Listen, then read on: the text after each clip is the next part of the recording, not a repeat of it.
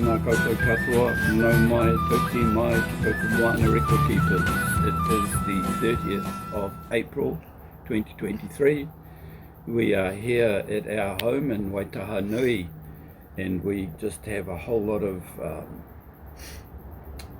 information that Perry has gathered together over many years, and he's just blowing us away basically with what is here for us to go for walks on today and have a look at some of them. That's really our main mission, our huama. So over to you, Perry. Do you want to introduce where we're going maybe, and your relationship to this beautiful awa called Hinemaiaia Te Whare? Yes, our list shows you a whole list of parasites, and these are old pre-European or treaty time, early pre-middle 19th century places, and there's a whole string of them. But even close to the settlement, there's much older settlement places at Hātepe itself, very close to the very close to the present day settlement. But that's a part of a reserve at, under the blackberry, and others who know they are there. But there's so many features at one place, and this typifies what's lost all around the lake, with features that in places like we've been to before with the record keeper trips. So so when it comes to detail, I've measured out this complex of pits, old gunfighter pit. That is 20. Okay. Sorry, 20, and because I don't include the big par reserve within the dock estate as part of that feature. So just to clarify, there's nearly 70 sites on your map. Some of them contain multiple features, don't they? There's 70 sites, but it's not 70 features. No, these are physically separate sites. Wow. Of which you got features, and this in part is the detail of the features. But, so what we've seen from this list is here, I counted 11 different parasites between here and here. 11. Phenomenal. And we're getting an opportunity to see what's still there. Can't wait to have an explore. What's lost collectively all around the lake is the permanency or semi-permanent occupations that held for centuries around this lake. That's completely dismissed, ignored, or not wanted to be known about. Or forgotten? Well ignored, but they're depending with the bias, land courts, and whole shifting of land blocks to rob Peter pay Paul. Just had people walk away, and they walked away from their own history because they were detached from their the blocks in their land. I mentioned this too yesterday at Waraki Resort. I mentioned about how the disconnection only took a generation, and in the names and the history and the stories were people that were then being raised. A new generation 100 miles away became meaningless. Might have retained the stories, but they were no longer connected with the land, and that's had part of the loss we've had of the knowledge of the history and places. It's for a purposes there are well factors everywhere. But the stream I had an elder here, Robert Morahu. We stood on the banks of the shore here with the forestry people. How far back are we going? 30 or so years. And he waved his hands up here and said, nothing there. And I've had elders like that in forestry, waved their hands, nothing there. They only go back to their grandfather's time in a dray track. And so that's all forestry officials and that here, nothing there. He's a kaumātua, knowledgeable kaumātua, so there's never been anything there. And this is another, it'd be a lot fortunately, Perry, fortunately, and possibly because of that, this awa is likely to have reasonably undisturbed features apart from the natural, course of the awa changing over time. A lot of these features, because they're still in bush, aren't they? They haven't been developed. Well, that was why they wanted to put the main highway down right through that, and all this would have been lost with a big highway. Most of this have been lost with a great metal highway strip, tar seal strip, and I stopped that in the Ministry of Works because they're going to come down, put a bridge and go straight through this way. That's why all this nonsense about, too costly this, and when you got the Hallets Bay and all the options cost effective, so they've all been worked out and in place. And do they take into account the cultural history of those areas? I'm the only one that takes into account all the cultural historic features, because of different representatives I could name from Waitanui to Hallets Bay with their concern, and one of them we saw recently, and he admitted, remember this young man, me going out with him and his father and pointing out features. So they retained that, and I've got a sense now of these features that they're still very limited just to their area of concern. It's a river. Yes. It's a northing. Yes. The road's been closed.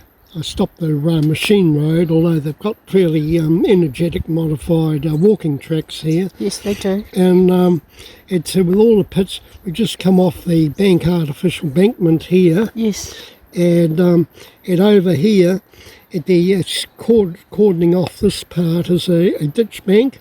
It goes further to the south or the rear of us. Mm-hmm. And so our trick now is to find this mound with a pit, and there's ditches. Okay. So we're trying to locate just one single ditch. Brilliant. Or Jeffrey's trying to. Yes. Thank you.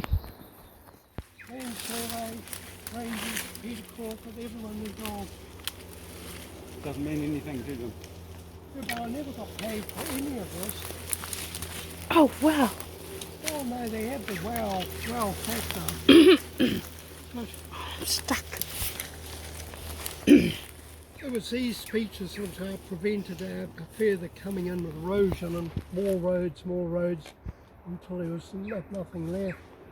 So you see how accurately I've marked them off on the plan and the shape and everything? Yes.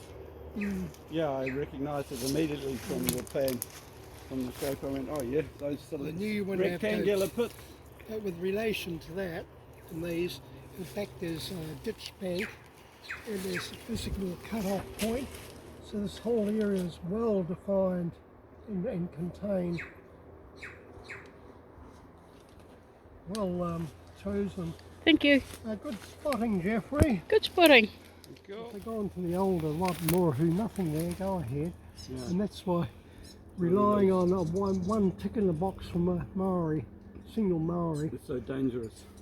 That's why it was so harmful, I say, in the 70s and 60s. We had one chairman trustee representing huge areas of land. Had nothing, A rectangular pit. nothing with cultural values. Yeah, This is the 5th one we've found so far. Yeah, this is about number 5, you're right. Or number 6. And with the couple of good ones, you could, as to say, superimpose that ground plan and bang. And if, however you number them, you've got one relation to the other. They'll still be there. They still are here, look at them, beautiful.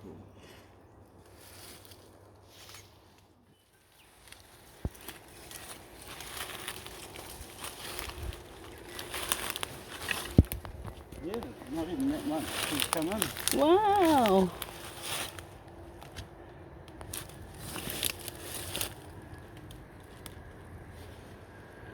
That's Wow, beautiful, Perry. That looks awesome. doesn't it? Almost looks like it's been dug to bury someone. No, Hey, it's and see it drop off toward the edge, parallel to drop off there. so it's like 2 meters in length.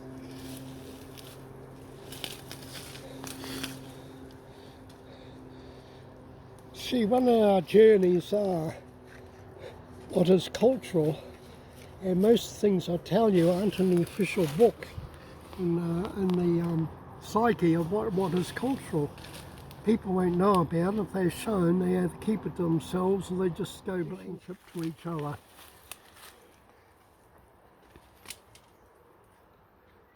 If they were burials, they would just had a dozen in a row, hey? Yes, and they're big coat that they wouldn't have left a big hole. They would have filled the hole in.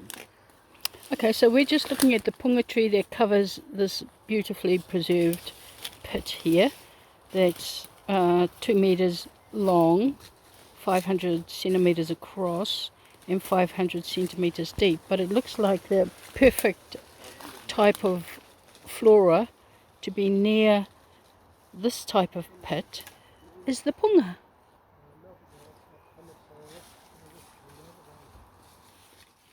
So this is another mound, Perry? Another mound. Another mound. With the, so this isn't the one with the pumice boulders. Yeah, I've got it on my ground plan. I'm sure I've got this as a mound. Okay, This one I did note on the ground plan. okay.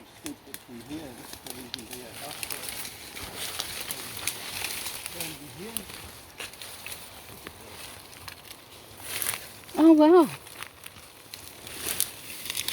Oops. I've got the mound with the pit on it. And this is the pit on it. I've just stepped into it. You've just stepped into the pit.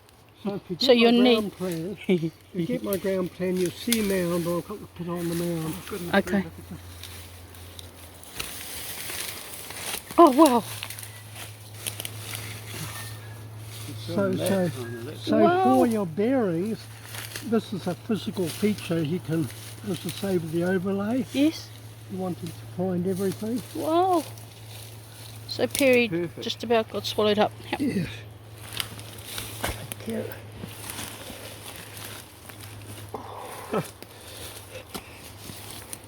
So that's the detail I've given on ground plan, not an Yeah. elevation. Still here. 50 years later, Perry T. Fletcher's ground plan. Perry the Pit Fletcher has Perry done it again. Perry the Pit. Woo. Hi, hi. Interesting. They built a mound and they put this pit in the mound. Yeah. Why build the mound Yes. and then put the pit on top? Yes, why? And that's why I say you've got to look into the relation to each one and its orientation to the other. Yes, why indeed? But do you know anything else in the country like this? You were pretty right. You did. You knew where the fork was. So you think this was part of a modified site that we're standing next to? No, the site is here. The site All is, the surrounding area, but then hard up to it. yes, Someone's done a blow, remove all the soil, yes, all out, open it out, and have this purely defensive. square. And this along here has been modified as well? This was all modified, but it came over evenly, Yes, particularly both sides. yes, So you wouldn't have had any banks at all. No Yes. banks at all. It's all been cut off, cut away. A lot of work. a lot of work. They were busy bees.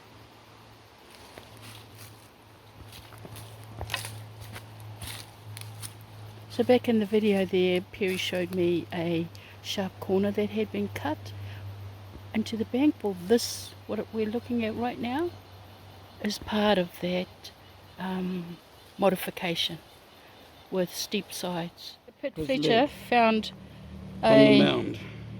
If we found this feature here. pit on the mound. He put his foot into it. His leg. So we've His already leg. located some of these. Like So some of those. we've located 6, and you've identified 1, 2, 3, 4, 5, 6, 7, 8, 9, 10, 11, 12, 13, 14, 15, 16, 17, 18. Some older ones there, obviously, that could have been even the one we've seen. That's hardly there, but there. That looks okay. That one there. Looks like the perfect one. The perfect one we found. These look interesting. There's a ditched bank and then there's features in along the side of the bank. And I that's, think that's we've on seen, I think I found these three you before. found, I think you did come across these as... But I didn't go that way and find these ones. So if we walked, because where are we? We're about here now. So if we walked up that and around that bank, we'd come to these and the features. stream is behind you, so you're orientating north. Oh, right. That way. Yep. So... Yeah, I wonder what that is there. Big squared out something. So you're saying that the old the road fish, for the fishermen, the road, the vehicle for the vehicles to come. And there was, when you see way out those banks there, it's come out and out and flaps and oh flaps. yes, And I didn't want another vehicle road put in here to start modifying the sites. And so it's, over time a lot has changed for this river and this erosion. okay.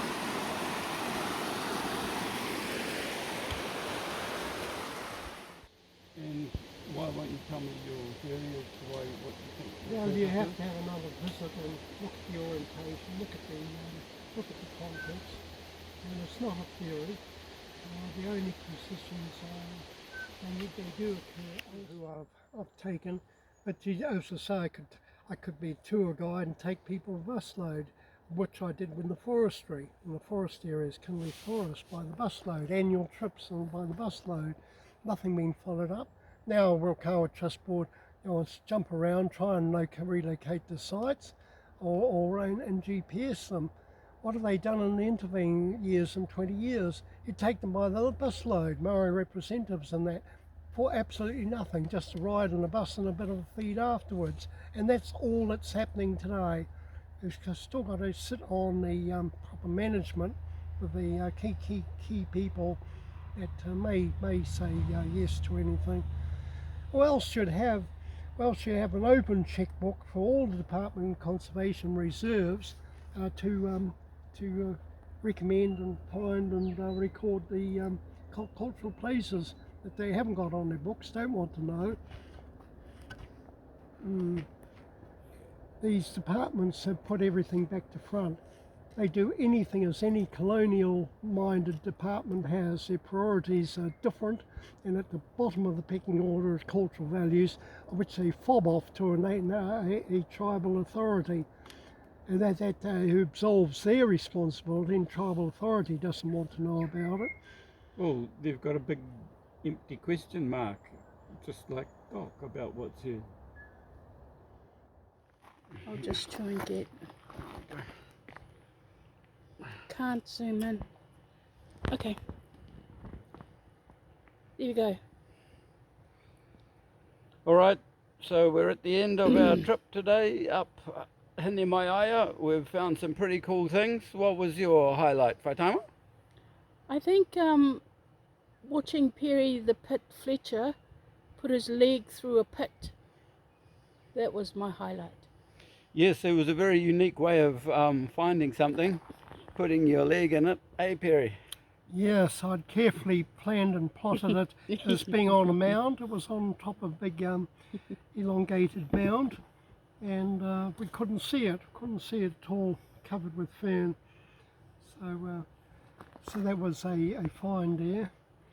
My last find would have been a stone that had a memorial of the old fisherman. It That's was right. completely covered over. It was what, 2013 was it? Yes. 2013, Been there for a decade. and completely covered over except the top of the rocks that show now. But we found the main feature was the main area of the recorded site, number 20, which had various exact little pits, and Gunfighter pits. and from there we couldn't find the other pa or some other features we know in the area. It's just a matter of being more carefully coordinated with our maps and our wanderings in the future date. But the open pits are the big feature of all the pits in the entire valley.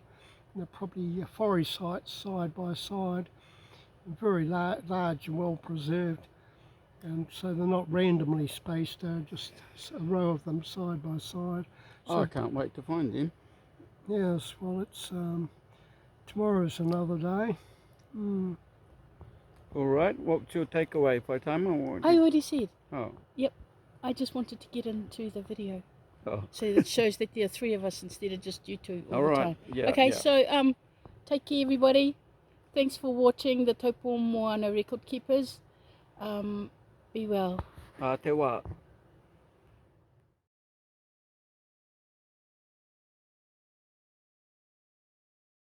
In that rough and rocky ravine where the great Hinemaiaia runs, a good Welshman the ferry ran with his wife and stalwart son. A wild and woolly pioneer lad was the ferryman's oldest son. He said he'd shoot that terrible brute with his muzzle-loading gun. His sweet and gentle mother did beam with pride and joy, but she said that she would go and see no harm befell her boy.